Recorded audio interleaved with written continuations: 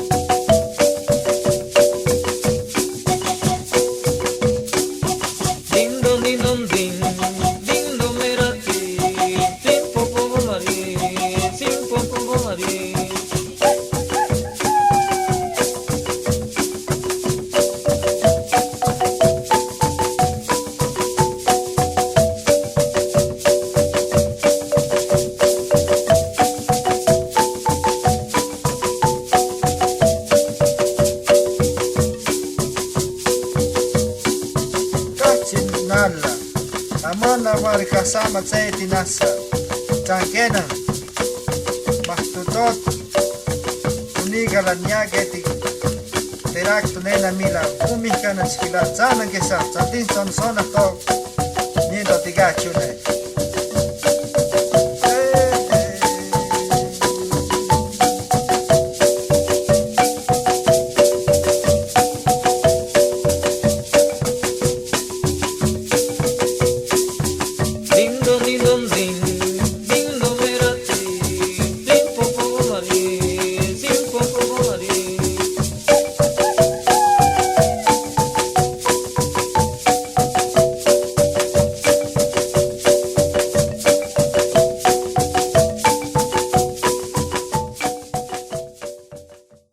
Recordemos que esta música tan hermosa es grabada en vivo en la comunidad de Chiguilpe, territorio Cháchila, provincia de Pichincha, en Ecuador. Es la música que hemos elegido porque las bondades de la Madre Laura con las comunidades de los hermanos mayores, de la gente ancestral de Colombia y de América, la hizo tan cercana al alma indígena que esta música es la apropiada para acompañar sus palabras también escritas. Capítulo 3. En Amar Piadosa. Primera comunión, asomos de vanidad, paralelo de los dos rayones, se ve grave y no se confiesa, primera gracia extraordinaria y anhelos. Hay una coronita. A los epígrafes nos gusta decir que coronan a las lecturas de una forma muy bella. Este es el Salmo 34, el capítulo 4, cuando dice: puso en mis labios un cántico en loor de nuestro Dios. Vámonos pues para Amalfi, esa bellísima población de Amalfi, también trazada y tan hermosa. En Amalfi. Tenía 5 años cuando el abuelo materno nos llevó a su casa, en Amalfi, en una hacienda poco distante de la población que se llamaba La Víbora. A pesar del cambio de vida, mi carácter fue el mismo, o mejor, crecía en reconcentramiento y amargura. Recordemos, la van a llevar de Jericó a Amalfi. Era mi abuelo, un viejo ardiente, enérgico, serio y en extremo nervioso. Desde luego se prendó de Carmelita, mi hermana mayor, y la hizo, por decirlo así, su ángel. Por donde quiera iba con ella. Celebraba sus gracias, que no eran pocas, y la regalaba a manos abiertas, sin advertir siquiera en mí. Yo me le acercaba como en reclamo de mi parte de corazón. ¡Qué hermosura! Yo me le acercaba en reclamo, como en reclamo de mi parte de corazón. Mas como mi semblante nada le inspiraba y mi genio repulsivo se le presentaba odioso, me rechazaba con violencia. Jamás acerté a conocer, como hoy lo conozco, el motivo de tan crueles rechazos. Por eso me replegaba más y más en mi dolor, sin encontrar jamás una mirada cariñosa. Era mi alma, por decirlo así, un pozo de dolor callado, un pozo de dolor callado. Se parecía a una hiedra arrancada del árbol que le dio la vida. De tiempo en tiempo sufría mi abuelo una especie de ataques nerviosos que inquietaban a toda la familia. La primera manifestación de aquella borrasca era decir que me retiraran de su presencia porque ella lo irritaba. Esto me decían con la mayor llaneza: retírese, escóndase, porque su abuelo no quiere verla. Me veía obligada a permanecer días enteros alrededor de la casa, entregada a un dolor que ella sabía ocultar, pero que parecía que me despedazaba el alma. Cuando la irritación nerviosa del abuelo había pasado, volví a presentarme en la familia, corrida cual si hubiera cometido un crimen. Nadie conocía mi dolor, y a nadie se le ocurría que una palabra amable me hubiera bastado. Solo se hablaba de mi mal genio y todos me condenaban sin advertir que era una niña necesitada de cariño. Qué recuerdos tan dolorosos, Dios mío. Y no sabía buscarte y nadie me atendía. Un soberano desprecio de todo era mi único amparo. Con tales antecedentes, ¿qué de extraño hay en que tan pronto te conocí? Dios mío, me hubiera lanzado hacia ti como un sediento de agua refrigerante. En esta escuela aprendí a ver que nada vale, que el corazón necesita amar, que lo pasajero no puede llenarlo y que el dolor es el único pan del alma en esta vida. En estas reflexiones pasaba las más amargas horas. ¿Cómo pude resistir, Dios mío, sin ti? Que tan amable me haces ahora el dolor.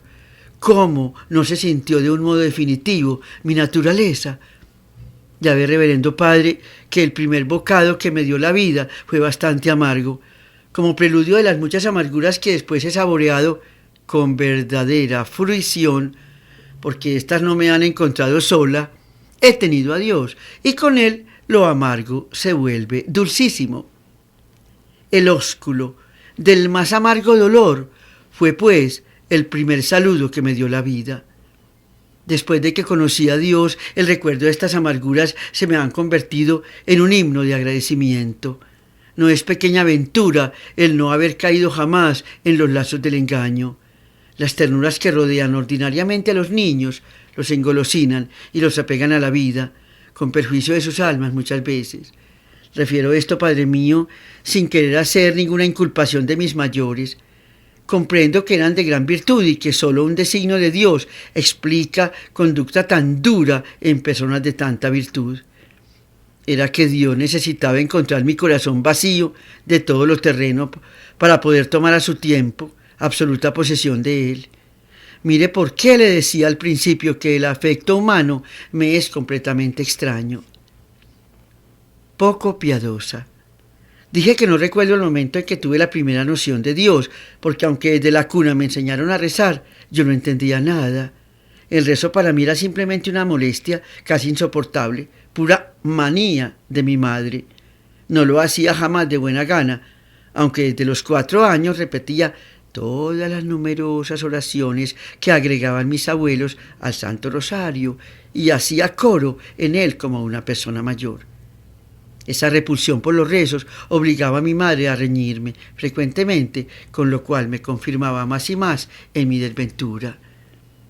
Dotada de una memoria sensible más que ordinaria, aprendía a maravilla oraciones, versos y cuanto oía, pero sin entender nada, como si el gran desarrollo de la memoria le robara su fuerza al entendimiento. Era un verdadero papagayo.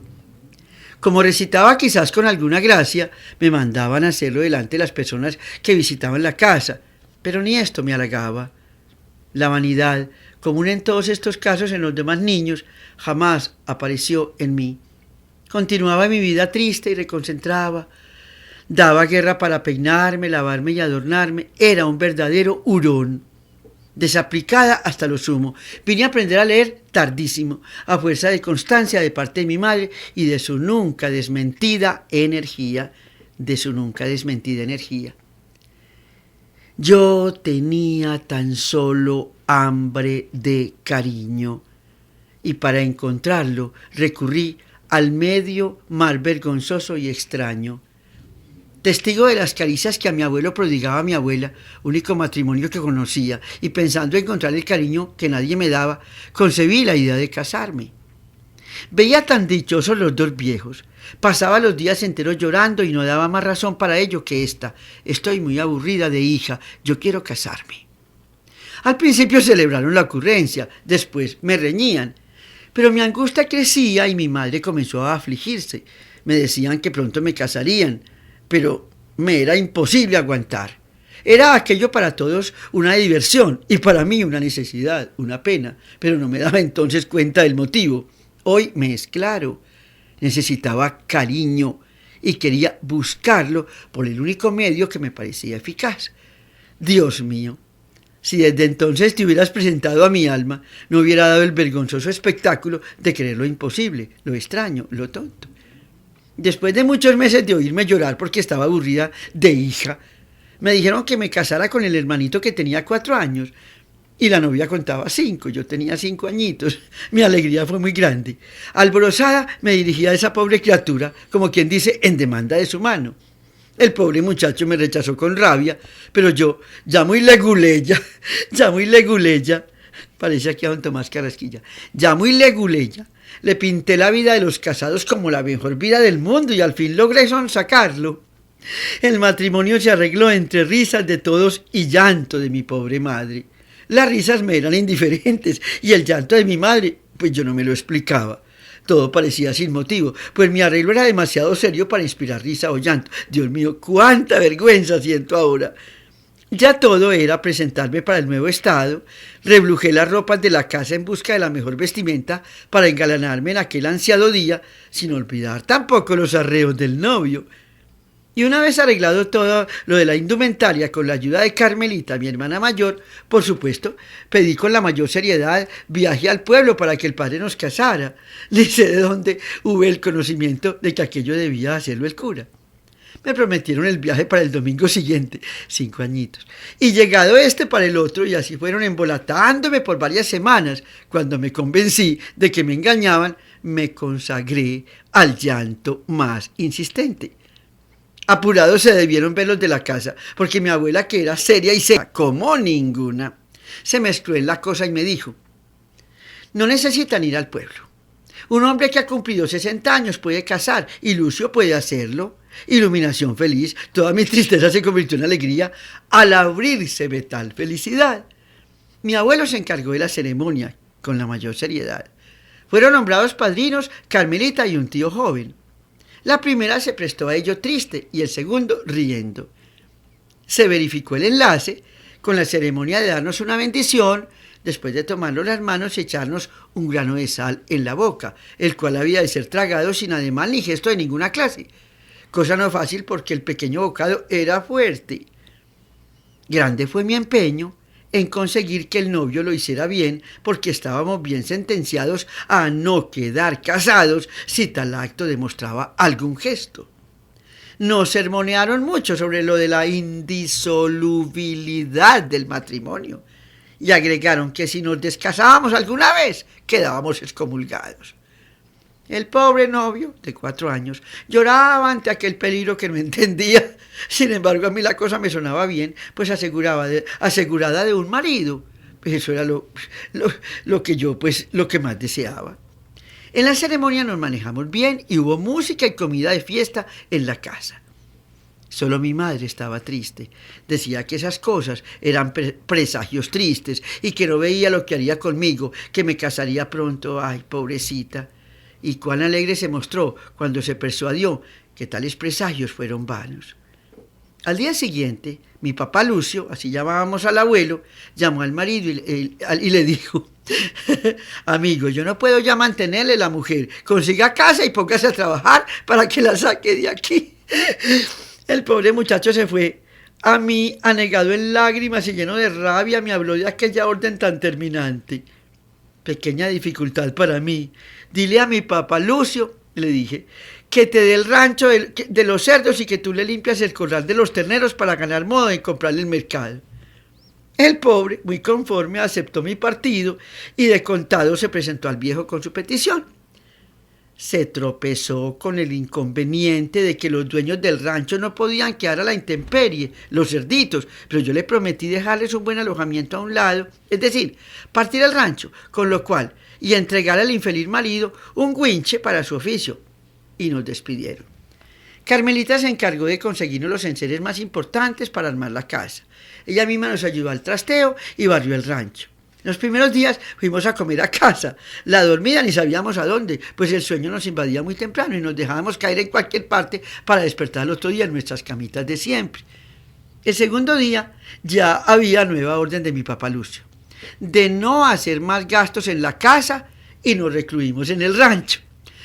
Carmelita se encargó de robar todo lo necesario para la primera comida y el marido, con unas herramientas más grandes que él, marchó a su trabajo, mientras que yo, más alegre que unas Pascuas, me puse a hacer la comida. El sol era abrasador y hacía sudar al pobre jornalero, que en toda la mañana no había arrancado ni una sola maleza porque le faltaban fuerzas para alzar el guinche.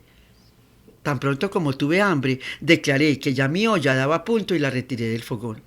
Llamé al marido, muy ufana, con aquel primer almuerzo, que me valdría quizás la constancia del jornalero. Pero al servirle recordé que no le había echado carne y sin preámbulo se la serví cruda.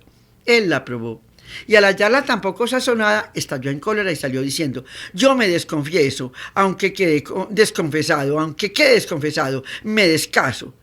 Pobrecito, no acertaba a decir excomulgado. Aquí sí no valió mi elocuencia. La gasté toda y el muchachito inflexible se fue a poner la queja y no volvió más. Quedó aquel improvisado hogar medio humano y medio cerduno, desbaratado. Carmelita vino a recoger los enseres de él y yo quedé en la mayor desolación.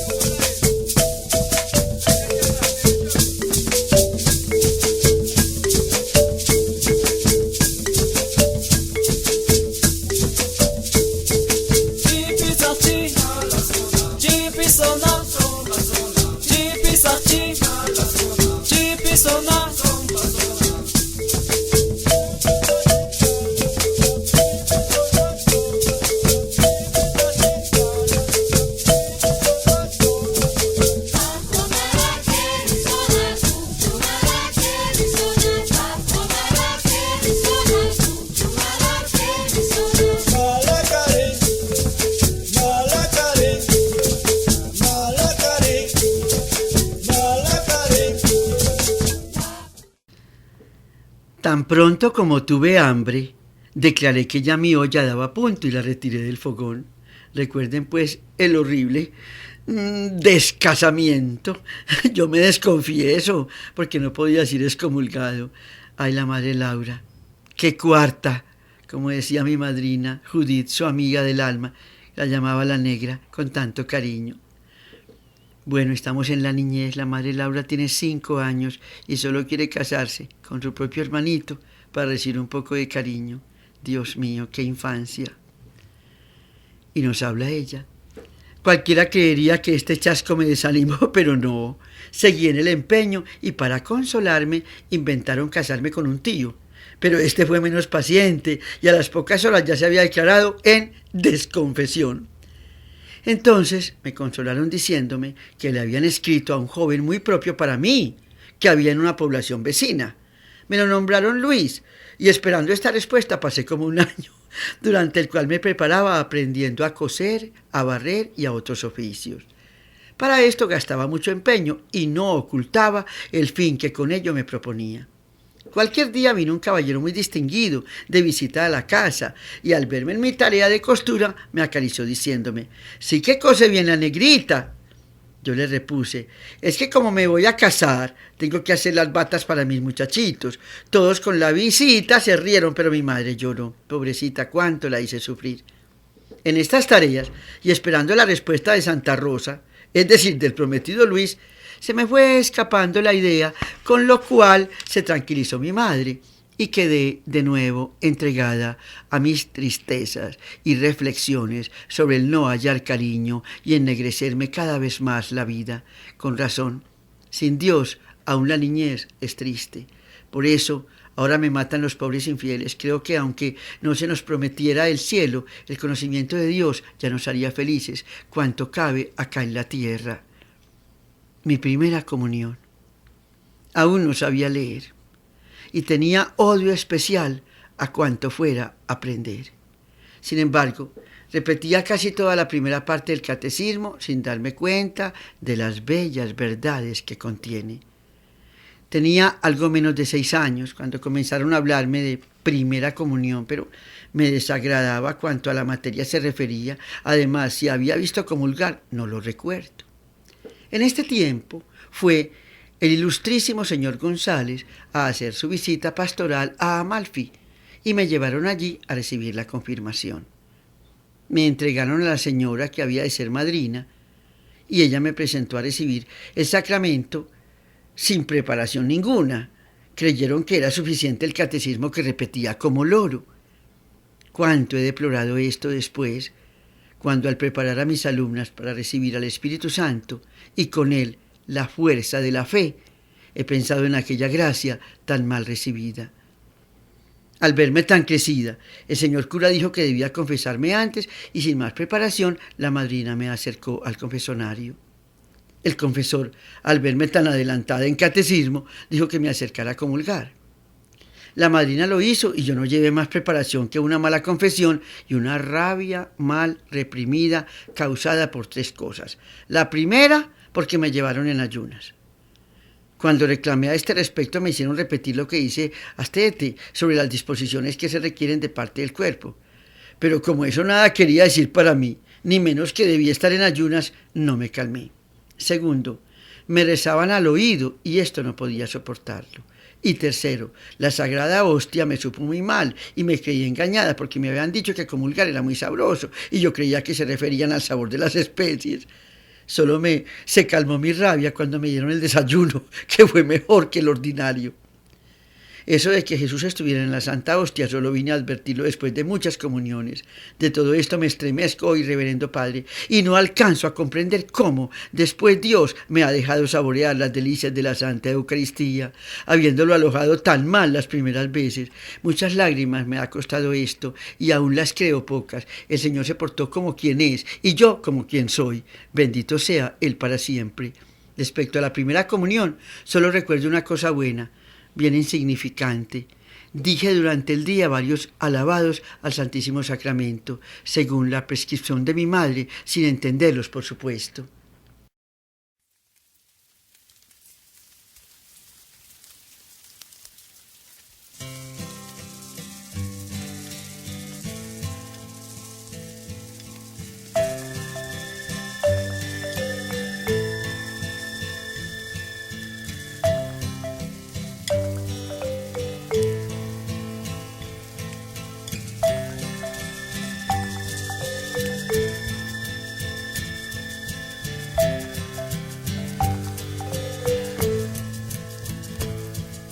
Aquí que vina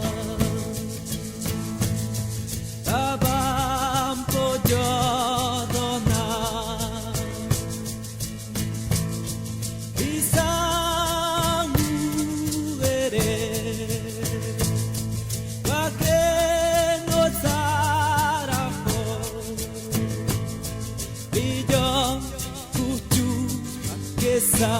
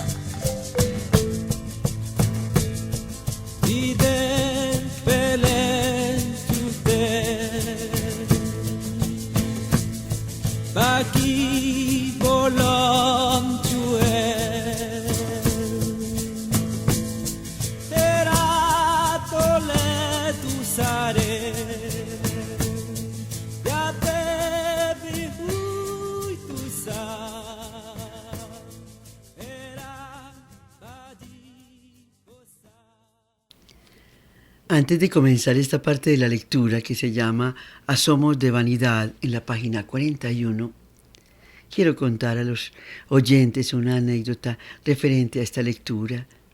Estaba yo en un aeropuerto leyendo el libro de la Madre Laura, acompañada por ella, porque todo escritor y todo libro son amigos y compañeros de viaje permanentes.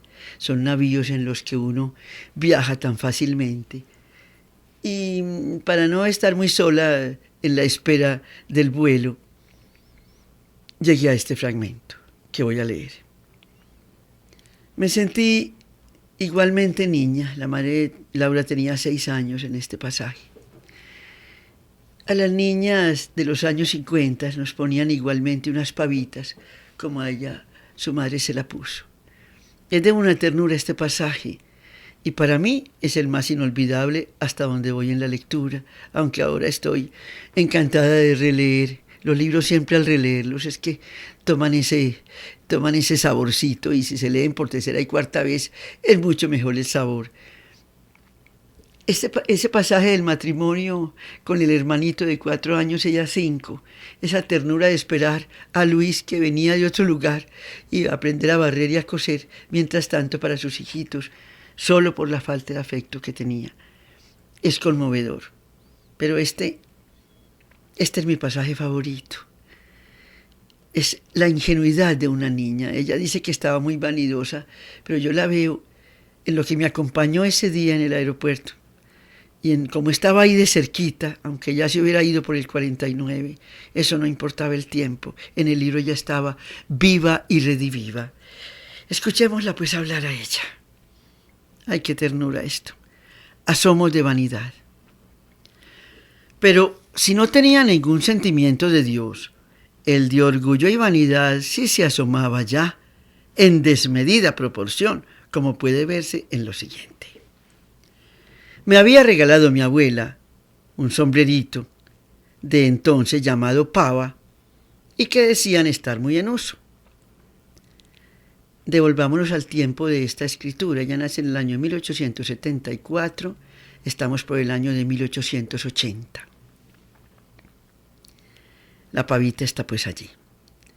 Desde que lo recibí tuve enorme desengaño porque me pareció igual al sombrero del paje de la casa y no me lo dejé poner sino a la fuerza. Me lo hicieron estrenar precisamente para ir a Amalfi a la confirmación. Con el ilustrísimo señor obispo andaban 2 señoritas que con su padre desempeñaban el coro en la visita pastoral. Para mí estas señoritas que merecían andar con el señor obispo no eran ni seres humanos, no. Se me volvían algo así como seres extraordinarios y me suponía que al verlas había de sufrir no sé qué estremecimiento de respeto, de vergüenza, de quién sabe cuántas cosas más. Mientras estuve en el pueblo, no logré conocerlas, pero al regresar a casa coincidió nuestro viaje con el regreso del señor obispo, pues nuestra casa y hacienda quedaba en la vía que él había de tomar.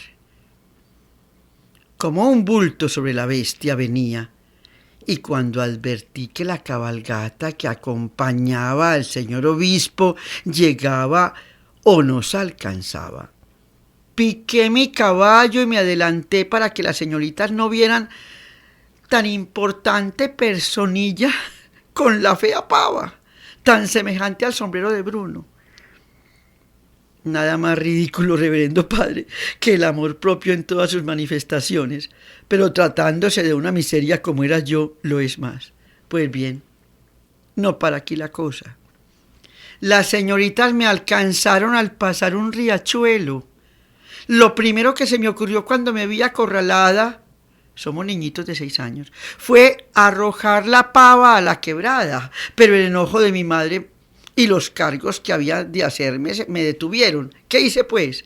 Lo más risible y ridículo, ay, qué ternura de la ingenuidad. Con aire suplicante las miré a ellas y les dije: señoritas, dispénsenme esta pavita, dispénsenme la pavita que llevo puesta. Como quien dice, estoy afeando el paisaje, dispénsenme la pavita. Quise continuar refiriendo cómo la había conseguido para que observaran que no era de mi gusto. Pero ellas como habían de escuchar a una hormiga, y tan fea y montada en ese caballo que era el único visible en la quebrada. Pasaron como un rayo y me quedé suspensa en la mayor confusión.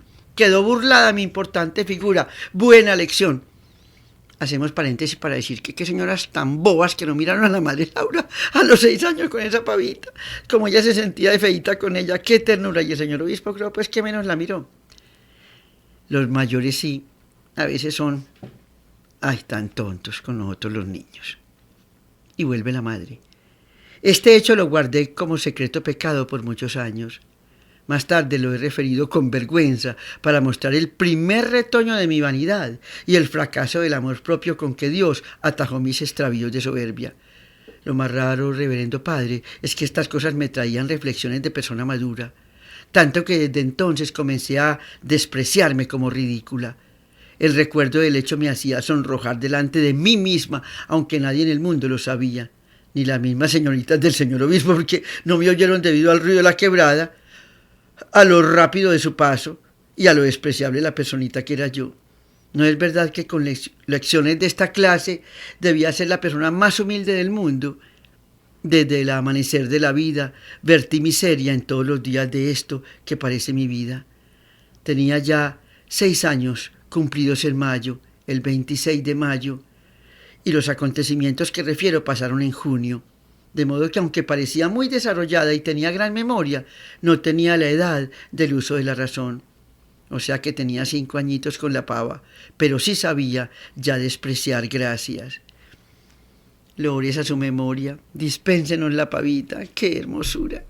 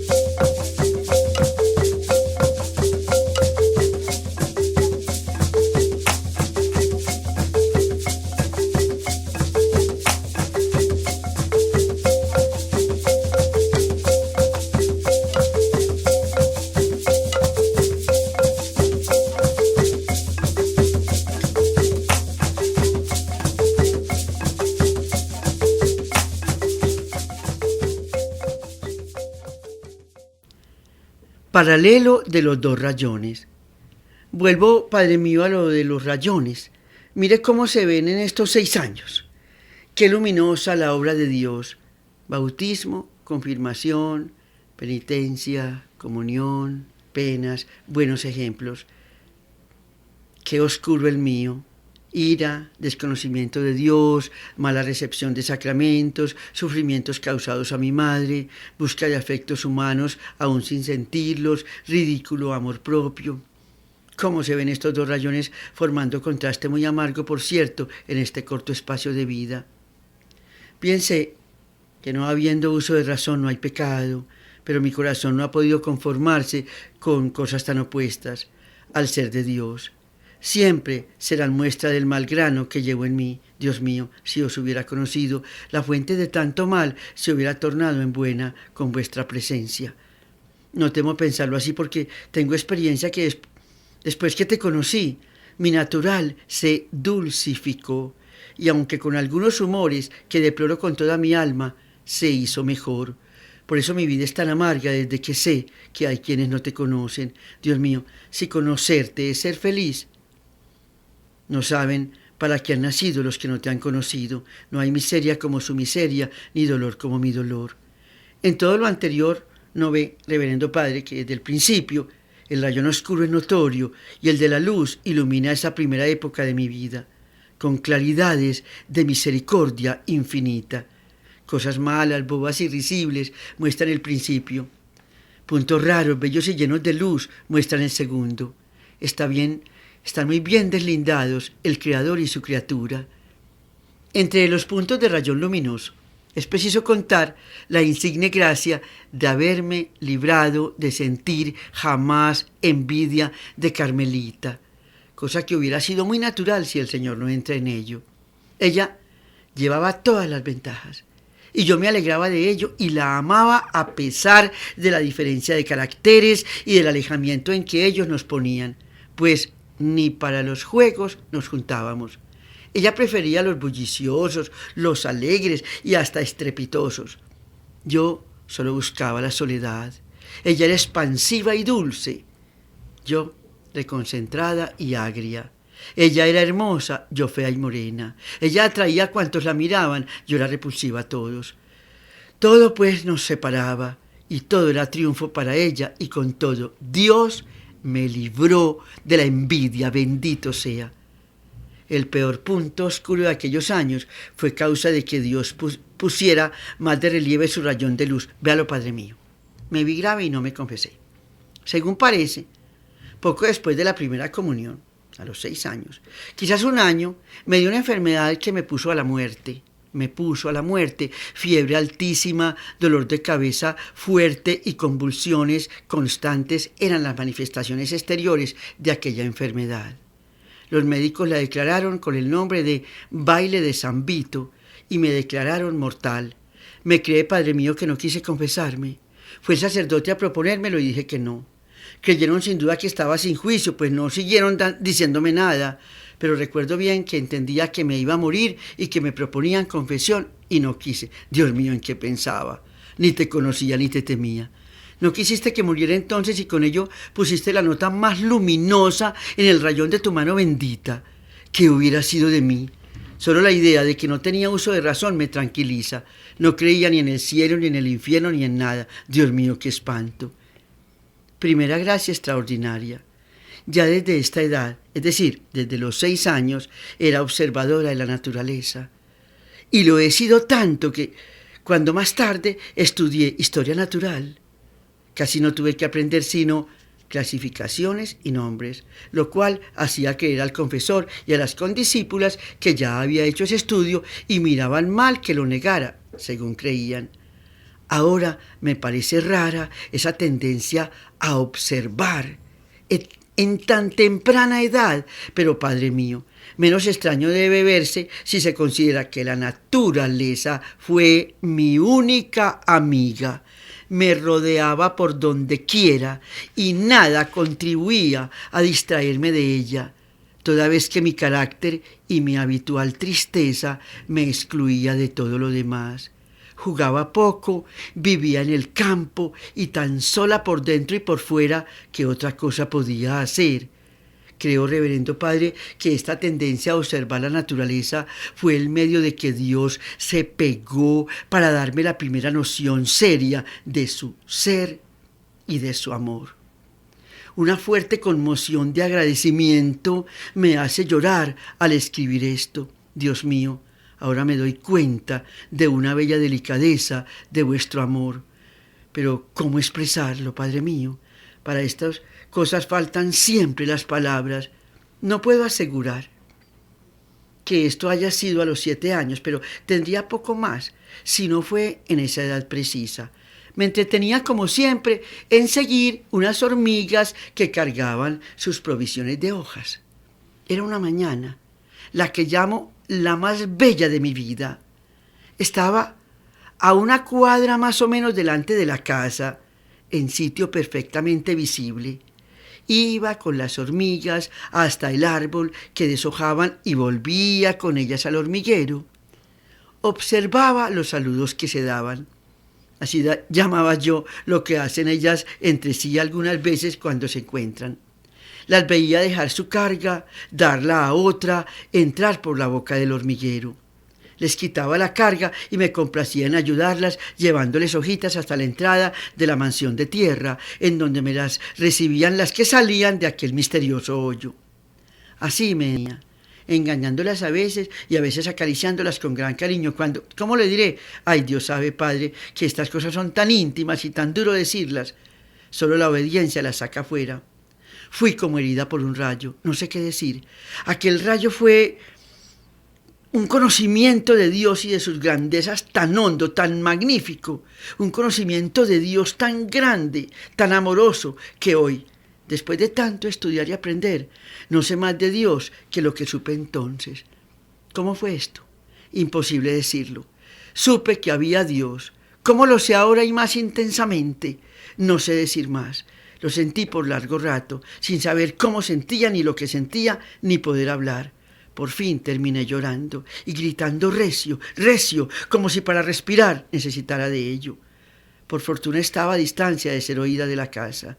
Lloré mucho rato de alegría, de opresión amorosa y grité. Miraba de nuevo al hormiguero y en él sentía a Dios. Con una ternura desconocida, volvía los ojos al cielo y gritaba llamándolo como una loca. Lloraba porque no lo veía y gritaba más. Siempre el amor se convierte en dolor. Esto casi me mata. Desde entonces, Padre, me lancé a él. Era precisamente lo que buscaba, lo que mi alma echaba de menos. Mis lágrimas por no verlo eran amargas, pero lo tenía. Hoy todavía siento deseos de gritar al recuerdo de esto y me estremezco. Santa Teresa de Jesús, maestra de la Madre Laura en la escritura mística, decía que a Dios se le encuentra en la cocina, en los pucheros, entre las ollas. Y la Madre Laura lo encontró en la sabiduría de las hormigas. Este es un homenaje en el día de su cumpleaños, en el día de su nacimiento. Estamos a 139 años del año de 1874 y en el año 2014 se cumplirán los 140 años.